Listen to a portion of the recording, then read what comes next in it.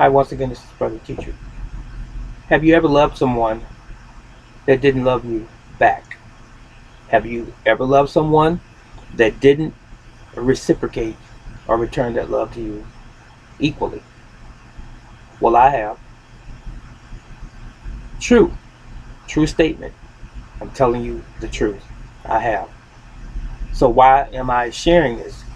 Because I want all of you that have actually gone through a situation like this or a similar situation and who are possibly going through a situation like this currently, I want you to know how I dealt with my situation and possibly give you some way to navigate through what you're going through now, or maybe to give you even some closure as to what you have already experienced. Let me first say this. Uh, if you have had an experience where you have been with a partner and for whatever period of time you were giving it all you had, you were honest in the beginning of the relationship, they knew you as who you were, you were not hiding anything from them, and you were just blinded by love, thinking that they felt the same way that you did. And you even had some things in common. But somewhere along the way, you find out that this individual began to change on you. Not for the good, not for the better, but for the worse. And once you have already had some history with that individual, male or female, over a period of time, you're wishing and hoping that you don't see what you know you actually do see. You don't want to believe that this person is changing. And you are in some form of denial. That was myself. I was in a relationship with someone, and be right back. I was kind to this young lady. I was gentle. I was a provider and never talked down to her, never disrespected her, never called her out of her name. As a matter of fact, I supported her in every endeavor that she partook in. But that was not the case with me as it relates to her. When I went through some rough spots in my life, she was not there for me. She did not reciprocate, as I said before. She did not return the same in kind. As a matter of fact, she pushed away. She ignored my suffering. She ignored even my pain. So I internalized what I was going through, knowing that she really didn't care. And at some point also, she began to seek attention elsewhere. And I was no longer as important as I seemingly was in the beginning. This is unfortunate. It was unfortunate. And to be perfectly honest with you, as a man, from my viewpoint, me to you personally, it was painful. It was tragic. Through uh, some of the worst times and the greatest hardships that I had uh, experienced, looking for her to be there, to be my support and my backbone, or to help hold me up, not necessarily my backbone, but to just stand alongside me. She was not there. And I looked at this as a sign of immaturity. I looked at it as a point of her being selfish and only thinking about herself and not being mature enough to step in and say, I'm here with you no matter what. We are a team. I did not get that from her. As a matter of fact, she turned on me in my moment of need. Now, I've been independent for the vast majority of my life, and I never really looked for or thought about someone in my relationship embracing me and saying, we're going to make it, let's go. However, it is nice to know that your partner is there for you, no matter what the storm is. And it's very disappointing and disconcerting when you are actually going through something and the weight of the world appears to be upon your shoulders and it's difficult to bear. And at the same time, you're dealing with a companion that is just simply not there. And they're listless to what you're going through.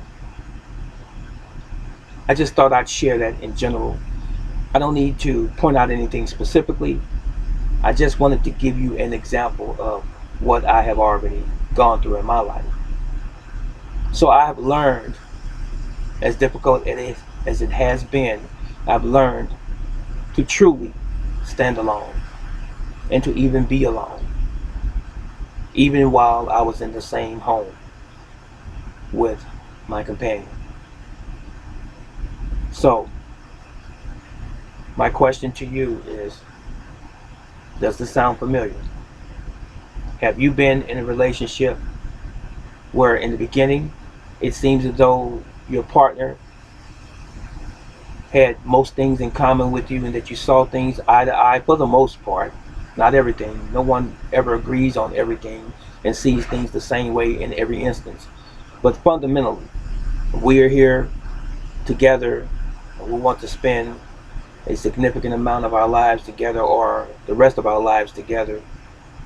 And it doesn't matter what obstacles are presented to us. We're still going to stand together as a team, as a couple, as a husband and wife. Have you ever experienced that? And only to find that once trouble came, once hardship came, even once any form of suffering came, you could see that they began to collapse because they didn't have the internal strength that you had. So they decide to basically acquiesce or back away out of the situation. You see, that's not real love. We are attracted to people for different reasons. Why should we connect and or get together in the first place? Not simply for casual sex. No one should ever get into a relationship for casual sex unless that's the only thing that you both want out of life. And that's going to get old after a while. You should get together and connect with a partner to be your lifetime partner, husband and wife. That's why you should really connect with a partner. You must fundamentally see life the same, as precious, valuable, and as a family unit, saying that no matter what comes or goes, we are here for one another. I don't care what you go through, what your struggles are. If you become ill, I'm here to take care of you. And the same should be true with the other partner. If they become ill, incapacitated, they lose their job, they lose their business, they have death in their family, you should be there to support them no matter what. Whatever happened to the vows or the concepts and principles of the marriage vows, through sickness and health, for better or worse, till death do us part. Now people have created their own reality, their own vows. They have absolutely no intention to honor one another till death do them part. You lose your job, I'm out. On the other side, you become injured, crippled, incapacitated, whatever, I'm out. Is this truly love? No, it is not. I can answer that very simply. Have you experienced anything similar to those things that I just pointed out? Or are you currently in a relationship where your partner doesn't support you? Do you have a dream, an aspiration, a goal, and it seems as though that you're in the house living by yourself and your partner doesn't put their hand on your shoulder or embrace you and say, come on, do you need some assistance with this? Let me help you do this. I'm here for you. Do you have a partner that doesn't do that at all? Have you decided to further your education? Do you talk to your mate about the future? The future could be 2 years in advance. It could be 5 year plan, a 10 year plan. Do you ever converse with one another about life, family, where you want to be in the future? How do you feel about me right now? Is there anything that I can do to improve our lives on both sides? Are you happy with me? These are those conversations that people who love one another talk about seriously. It should never be something that's convenient for the other partner to hear. They should be willing to accept any conversation that you have that's coming from your soul, from your heart. If you say, baby, if you're a man and you say, baby, I just wanted to tell you something. Maybe have a conversation. I need your undivided attention. I just wanted to tell you that this particular thing that you're doing is bothering me. And I'm concerned. And you, as a responsible woman, should say, I'm sorry, I never saw it like that. I didn't know that this was bothering you or that it hurt you or that I hurt you. And you stop doing it. And the same should be true when a woman speaks to her man. Sweetheart, I feel uncomfortable when you do this particular thing. I just wanted to let you know how I felt because it does bother me. Is there a reason why you do this, or can you change something about this so I don't feel so insecure? These are the conversations that you should have when you are in a relationship. Relationship, base word relate. You have to relate to one another. Not angrily, not attacking the other person, not demeaning the other person, not putting the person down, but you do it in love, and you should both equally understand this. Having a meaningful conversation. Some topics are very sensitive in relationships and can be, and it's going to ruffle feathers, so to speak, and it's going to make you feel uncomfortable and even hurt, depending on what the conversation is. Even if your partner has not been honest with you and has cheated on you, and you have caught them cheating, and you decide to still remain with them, these are conversations from the heart that you must have with one another. Not walk through the house speechless, never saying anything to them. The only conversations you have are about the children or concerning the children, but you don't have meaningful conversations any longer, as you did in the very beginning when you had the so-called infatuation type of adornment towards each other or one another. It should never die. Communication is key in any successful relationship. And every successful relationship always have bumps in the road. It always has challenges. It always has some tumultuous times. It's not always going to be smooth. So what am I saying today to you? If you are in a relationship and your husband, your wife, or your partner, whatever the case may be, whoever you are, if they're doing something that's hurting you, and you've already told them this more than one time in a very respectful, dignified, and intelligent way, and they're not listening, and they seem to never want to listen, or they want to become argumentative and walk away, you really don't need a counselor, because you've already done your part by you telling your partner, this is where we're at, this is how I feel. If your partner is not listening to you, and I'm not talking about a shouting match, as I said before, speaking intellectually with one another, if your partner is not listening to you in the tone like I'm using right now, if they're not listening to you, maybe they don't care.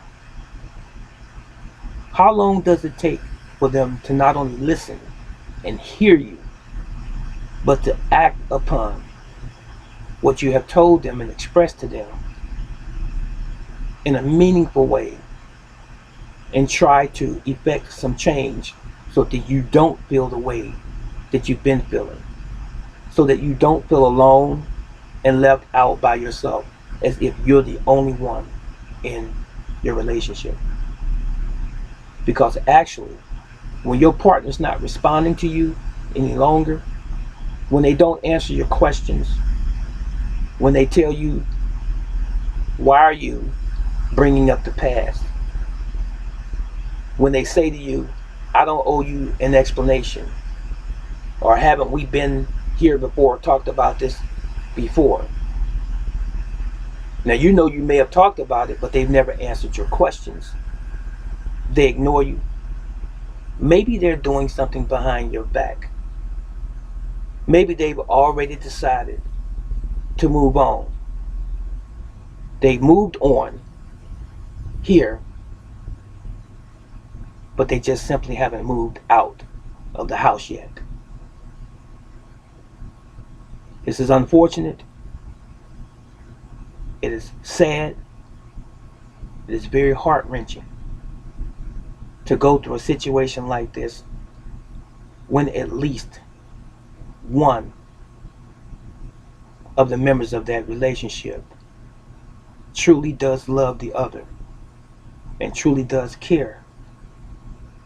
And it's a very sad thing to know, after you've invested all of this time in your relationship, it's a very sad thing to realize that your partner doesn't love you the same, and possibly does not love you at all, and may have never ever loved you the way that you love them. This is Brother Teacher. This is not an easy subject for me to talk about, but I've been here. I've been in this situation. Have you? Please share that.